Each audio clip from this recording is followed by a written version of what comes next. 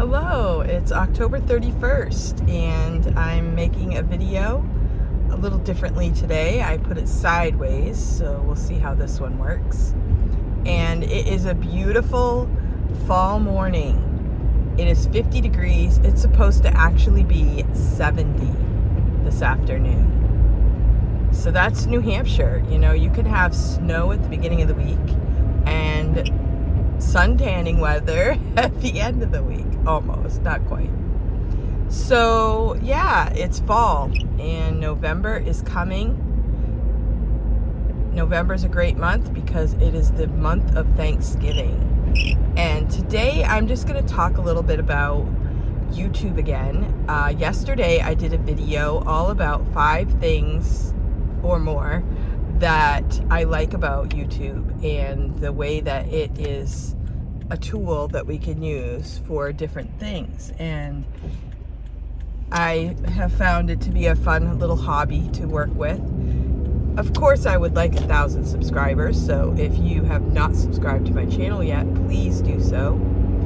And subscribing to channels helps people who are trying to grow their channel to see that people are interested in their videos. And also, watch to the end of the video. If you're watching a video from a small YouTuber channel, it really helps the algorithm, which is a weird word, but it is what it is. It helps the algorithm if you will watch all the way to the end of the video. And hopefully the person who makes the video has something special for you at the end, because they know how the people that watch the videos have a loyalty to them and respect for watching the entire video. And I'll try not to make this too long. So I'm on my way to school and I've been making videos about the fall in New Hampshire and the progression of the colors. So if you see on my channel, I have a few shorts, a few longer videos where I just talk about different things. And today it's the 31st and it's looking a little bit brown, but it's still pretty. There's still quite a few leaves on the trees, a lot of leaves on the grass. So this time of year, a lot of people are getting their leaves cleaned up, and fall cleanup is a real thing. So I wanted to just share a few ways that YouTube has helped me. And I was just thinking, there are ways that I use YouTube, and there's also ways that that I have used it to help me in different areas. One of the things that I really like YouTube for is you can fix appliances. So I was a homeschool mom for many years. When YouTube came out, I have a washing machine. My washing machine and dryer go through a workout with my size family. We had years where we homeschooled it. It was on the schedule that one person would put a load of laundry in the morning. Then at the afternoon time, there would be another person designated to switch out a load. And then in the evening, again. So we would run our laundry facilities 3 times a day in order to keep up. And that wasn't even getting it all done. That was just trying to keep it moving. So our machines went through a lot, the washers and the dryers. And many times I had to go back to YouTube and say, my dryer is making this weird noise. What could it be? And one time it was the little, there's like a little round circular wheel type thing that is in the back of the dryer, and it allows the belt to kind of go around the drum and everything. You have to put it in a certain way. So I heard this noise, so then I went to YouTube and I said, my dryer is making a weird noise. And I would watch videos until I got to one that was the exact same noise. And I'm like, that's it. And then I'd watch the video and I'm like, that's gotta be what it is. Then I would order the part and then we would fix it. And a few times I could, I just had this itch. I had to fix it.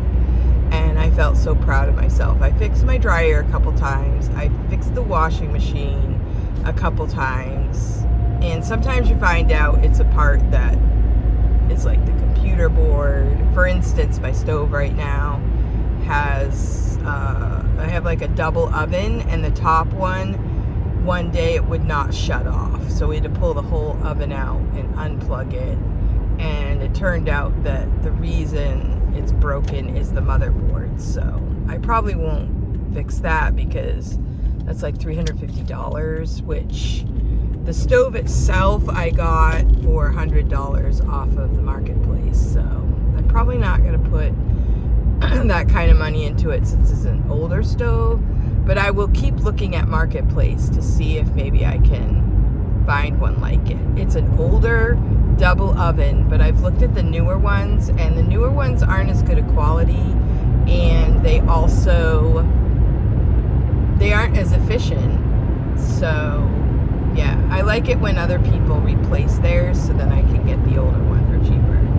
And it's actually it will last a while. The one I have is it's, I don't know how old, probably 20-year-old oven, but it works. Everything else about it works. So anyway, we just use the top oven right now for pots and pans. That's what I used to do before when I had just one oven and I had a drawer at the bottom. So now we just have a space at the top for our cookie sheets. And I also got an air fryer. So that's one thing I'm going to do, is I'm going to do a video coming up about, since I'm older now, I'm going to do a video about things that I have that have stood the test of time. There's some things you pull out and you think, I've had this forever. And you guys need to know about that. So stay tuned for that video. So yeah, one thing I love about YouTube is you can fix things. And we have gone to YouTube for car fixing videos. I remember in the old days, my husband would have to get those Chilton manuals, and he would have to figure out how to fix a car a certain way because we wanted to save money.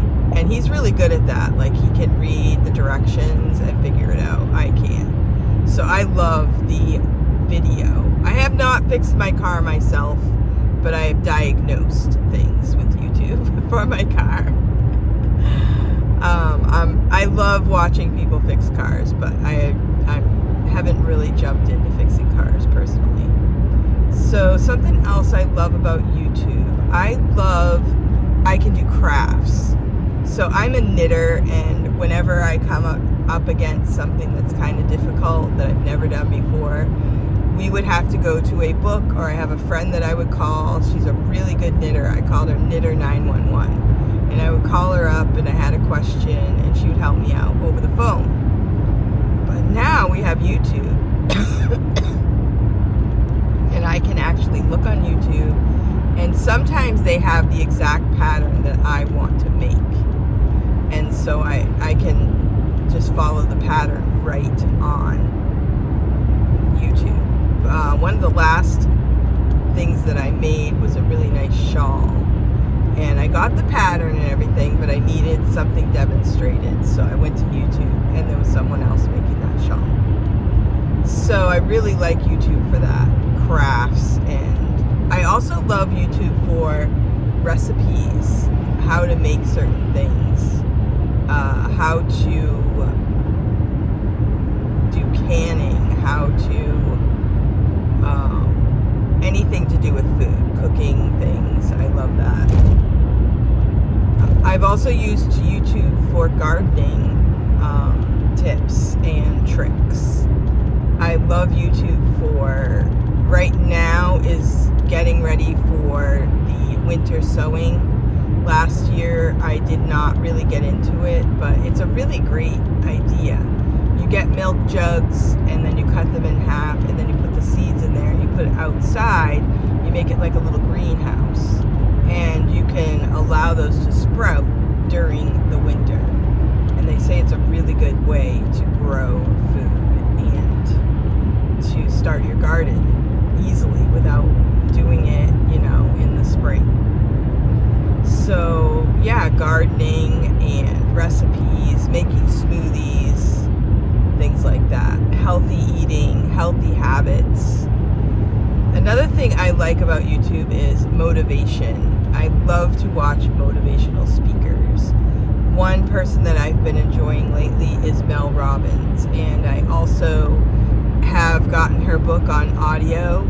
She talks about the high five challenge, to give yourself a high five every day. You know, in the beginning of the book, she talks about how many times do you cheer for everyone else in your life, and yet we forget all about ourselves. And not that we would be prideful, give ourselves a pat on the back and act like a stuck-up snob, but acknowledge your good points and give yourself a high five for getting up, for showing up, and for being there for yourself and for others. So I love Mel Robbins. She's a great motivator, great speaker, encourager. I also love YouTube for people that I can meet. I mentioned in my last video my friend that I know from Texas. I met her because we were working on another project together, and we both ended up leaving the project, but we still remained friends. And she moved on to a different project, and I've continued with this YouTube channel, but we're still friends, and we met up on a collaboration recently. So meeting new people is really awesome. And I have also loved YouTube for job opportunities. I learned about my job VIP Kid through YouTube, and there were lots of teachers that met up on YouTube, and I really kind of missed that because we had a common bond about teaching for one company, and it was a unique company. It was an awesome experience. I would love to see something like that happen in the United States. The thing that was unique about VIP Kid was that, you know, it was teaching kids in China how to speak English. And at that time, they wanted to start their kids very young because speaking English without the Chinese accent was really important to them. And it still is important to a lot of them, but the company itself has changed because of the government. So it's kind of sad. But I loved the way that all of the teachers had such a bond with each other, and we helped each other. And many times we helped each other for free, but they would put their tips on YouTube, and, you know, some of them became great YouTubers. And I'm actually taking a course right now. Coaching, it's kind of a coaching club with Nancy Taylor, who was a really big popular person in the VIP Kid world, and she was able to win a trip to China, and she motivated many people to get a job with the company.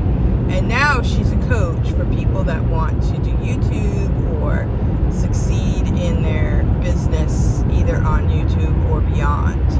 You know, there's a lot to do in this world that is beyond YouTube, but YouTube can be a vehicle to that end. And so that's what's been really cool too, is to see the teachers that I knew back then to continue in their efforts in other ways, and ways that they support their families and use their talents and abilities in new realms. But the problem that is that we all split up. You know, we all have new things and bigger and brighter futures, I guess. But one of my friends is Kelly Tag. She and I will do book reviews on her channel, and she has become an in-person teacher. She teaches special ed. Her channel is Kelly Tag. I'll tag it below. And she gives tips for teachers. And she also has a really good video about why she left the public school. She didn't leave the public school, she left teaching junior high. And she had some really good reasons for that. And then I have another friend, Evelyn Joy, who I communicate with quite frequently. And she has a channel all about, she was VIP Kid as well, but she now has all kinds of different things, and she is actually teaching at the public school as well. And she has some tips for teaching, life skills. She also teaches online. She does OutSchool. She teaches Spanish online, which my son has taken Spanish from her. She also has garden videos and crafts that she does and things like that. So I love connecting with people on YouTube, and a lot of it is with the teacher community. I also have reconnected with a friend that I knew from years ago. We were on a Christian homeschool moms group, and she now does a kind of a vlog type channel. I'll post her channel below as well. And she does a lot with makeup, but she's talking about, she's a choreographer, dancer for, right now she's working on the Nutcracker. I thought that was fascinating. I did not remember that about her. We were both like in the thick of homeschooling. We had kids at home. We were dedicated to our families, and we would show each other tips and tricks about homeschooling and all that. So there you have it. There's some really awesome things I love about YouTube. The other thing I really love is learning new things. I love watching other YouTube creators. One of my favorite is Brian Johnson. You might see me comment on his videos, and I love to see his videos. I feel like he really talks to the people, like personally. You feel like he's talking to me, which I think is really cool. And I love it. I love doing that. So instead of watching TV, I will watch YouTube and learn new things. I do kind of like TV. One of our favorite shows right now is MacGyver. I really like that show. I think it's fun because MacGyver always gets into a really bad situation and gets himself out. And usually people don't get hurt, but one of the last episodes was really sad. Two of the saddest episodes, people did die. So friends died, and it was really sad. And I was like, it's not supposed to happen in MacGyver. You know, this is supposed to be, you get into a pinch and it's really, really bad, and then he figures out how to overcome. So it's really disappointing when somebody gets hurt. But MacGyver is still alive, so I'm not even sure how many episodes we have left to watch. But that's one of the shows I really do like. But we'll watch maybe 1 or 2 shows a week of that if we have time. I don't think we've had time this week. It's been a busy week. So anyway, I'm going to wrap up this video. If you've watched to the end, I thank you so much. You're one of my best friends. Please make a comment below. I watched to the end, or I love your videos, Cindy, you're awesome. Or you could say, please get those knitting videos up. I'm really anxious to make that sweater that zips up the back. Or you could say, thank you for sharing New Hampshire weather. New Hampshire weather is always changing, but it is really beautiful. It's something I enjoy getting out in the morning, even though this morning I had a really hard time getting up out of bed. I'm not gonna lie. But I'm up and I'm out and I'm almost there. So thanks for watching. I'll see you next time.